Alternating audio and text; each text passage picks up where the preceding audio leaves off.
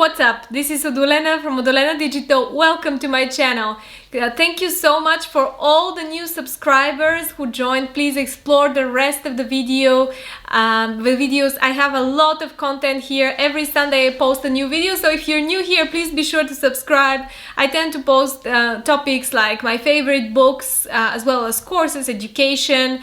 I work for Google, but everything that I talk about here is my own personal stuff, personal things that I read in my free time. I really enjoy reading, so I post a book as often as I can.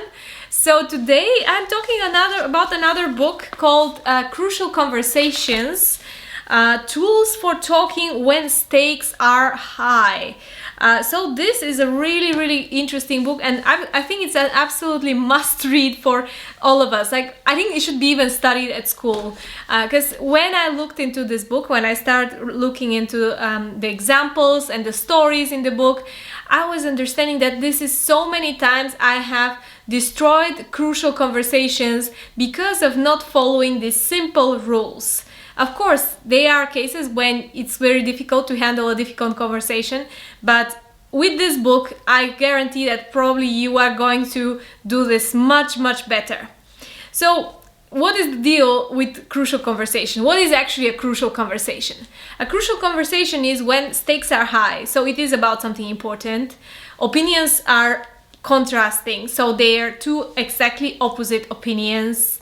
And the conversation is going towards difficult moments. So it's usually either one side is going into silence, so withdrawing, or it is going towards violence. So how many times you've been in such conversations? It can be anything to do with your work, but also within your family. Oh my gosh, it's so terrible when you get stuck with such conversations with parents, with family members, with colleagues, with employers. It can go really bad. So this book is kind of tackling exactly these conversations, what to do and what not to do. Let's talk about the first part.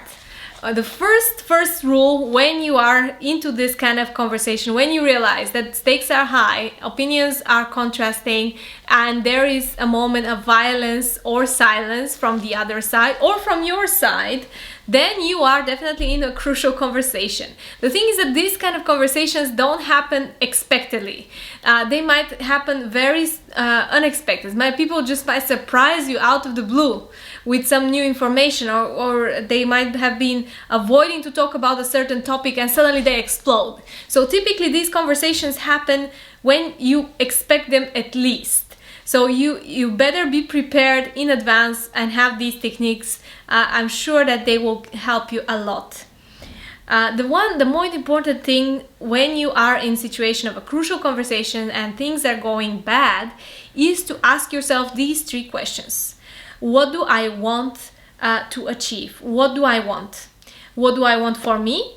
What do I want for the others? And what do I want for this relationship? It can be with family members, it can be at work, it can be with your boss.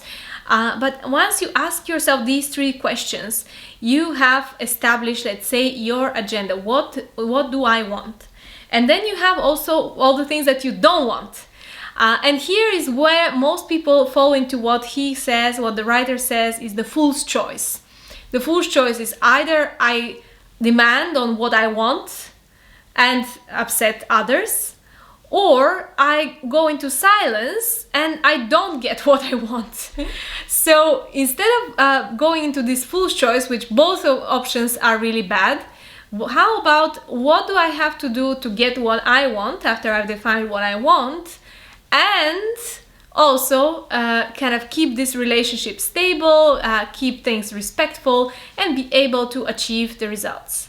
Then, when you get into this crucial conversation, it's very important to establish a mutual purpose. He gives an example between two sisters that are angry to each other. Let's say one of them feels that she has done a lot to look after the mother, and the other one feels that her sister is asking a lot of money from her as a reimbursement. So to establish a mutual purpose, you have to believe that the other person has good intentions. Assume good intentions in any case. Don't dehumanize the other side. Don't treat them as crazies or as a villain. Try to see this from their point of view. And maybe also try to deconstruct the story that you have been telling yourself.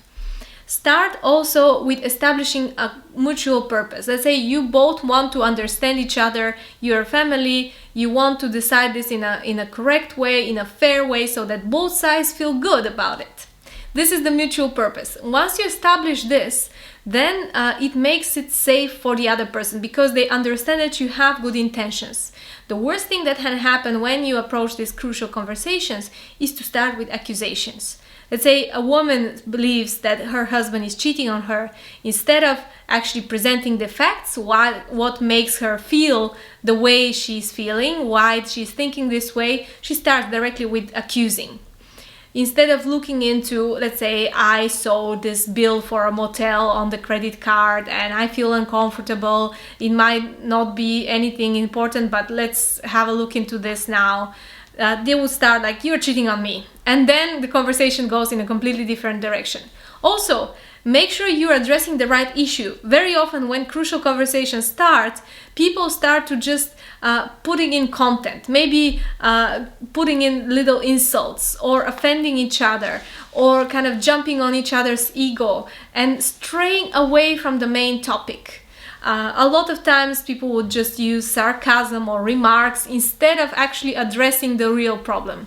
And what you want in these crucial conversations is actually to talk about the thing and to move the conversation away from insulting and the personalities and you are like this and I'm like that, moving towards the thing that we want to understand each other on, the actual problem. Very important part is to explore the other person's views. So there is a technique he shares, which is asking questions, mirroring, so kind of repeating what the other person is saying, paraphrasing, and then priming and kind of asking, is that what you mean? Paraphrasing, and finally, let's say, giving into a conclusion, what should be done. This technique is very important in order for you to understand the views of the other person, to fully explore. The main part within crucial conversations is to keep a dialogue flowing. Because otherwise what happens is an angry monologue and one side is withdrawing, or both sides are just shouting to each other, not even listening to each other. This is the worst one, when both sides are violent. But typically one side is violent and the other is withdrawing, with both ways things are going bad. Or both sides are withdrawing. This is even worse. And then nothing is decided and the conflict stays unresolved. Very important is to keep the conversation on focus and to avoid unnecessary disagreements. Agree on the things that you agree with the other person and state that you agree. Avoid making them feel that you disagree on every single thing with them, because there would be some common points, and it's important to find the common ground, the common points, and build on them. Comparing the views and coming to a mutual understanding. Let's say keeping in mind what you want out of the relationship and what you don't want. So is avoiding the fool's choice, kind of getting what you want out of the conversation and avoiding what you don't want. Decide how you would decide. So think about the next steps. How will make decisions? Who will make the decisions? By when? Who will follow up? Kind of design a follow-up and what's going to happen after that, after this conversation. This is particularly important in professional plan, but also in personal plan. Sometimes, let's say, with the example with the two sisters, they would decide in this example, okay, tomorrow we'll go through the bills and all the things that you had to pay for the cure of the mother. Then we can decide what is fair and who pays what, so that both of us feel okay about it. And that's the most important thing, because actually people in themselves don't want to argue. They actually would like to have agreement. They are seeking for peace. But very often one side believes that they are under threat, so they would like to go into a violence mode. They would like to go into this conversation as a way of protecting themselves, or as a way of kind of using all this build-up energy by telling themselves a lot of stories over time. I would say the biggest conclusion is if there is an uncomfortable and crucial conversation that you have, try to have it as soon as possible. If you have to apologize, apologize. Address things before things have gone into a state of sarcasm and hidden notes and avoided conversations and tension start to build up, because you won't be able to recognize yourself at some point. The things that you're gonna say and you're gonna regret after that, the other person's gonna behave badly. It can just break and destroy completely relationships, your career and family relationships. So therefore, I really recommend you to look into this book. This is really going to help you a lot in your life. And I wish I had this book with me when I was a student and an angry teenager. It would have helped me so much into convincing and talking to others. This is all from me for today. Thank you so much for subscribing to my channel. Please explore the rest of the content. Subscribe if you're new here. And I'll see you next week with another video.